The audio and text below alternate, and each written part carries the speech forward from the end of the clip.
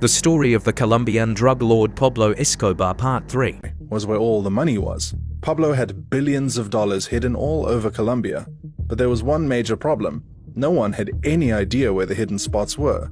There was no map for Escobar's hidden fortune because the drug lord had the habit of killing the henchmen he sent to hide his loot. Pablo Escobar would instruct them to shrink his money and hide it by burying it, or keeping it in underground bunkers, or stashing it in caves. And when these henchmen reported back to their boss, he had them killed. That way, he was the only one who knew where the money was hidden. He didn't even tell his trusted siblings where he kept the money.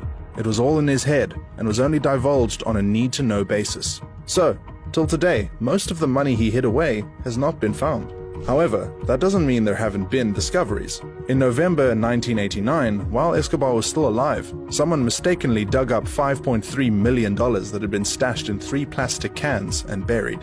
The year after, another person found $26 million, along with 150 kilograms of gold bars.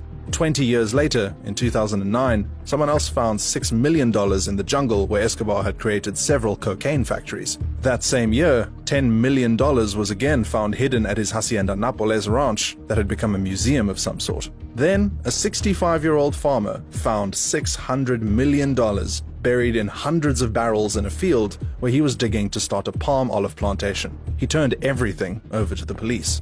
However, the most recent discovery happened when the deceased drug lord's nephew, Nicolas Escobar, found around $18 million hidden behind the walls of his uncle's house. Nicolas had already been living in the house for 5 years when he discovered the cash, and he was also more than familiar with his uncle's controversial legacy. When his uncle was still alive, Nicolas was kidnapped and tortured for 7 hours by people who were looking for Escobar's whereabouts. When the Colombian media asked Nicolas Escobar how he knew his uncle's money was behind the walls of his home, he said it was a vision that showed him. While this might sound sketchy, Nicolas explained that his uncle had used the house as a hideout. Please hit the subscribe button. Let's get to 1K subscribers.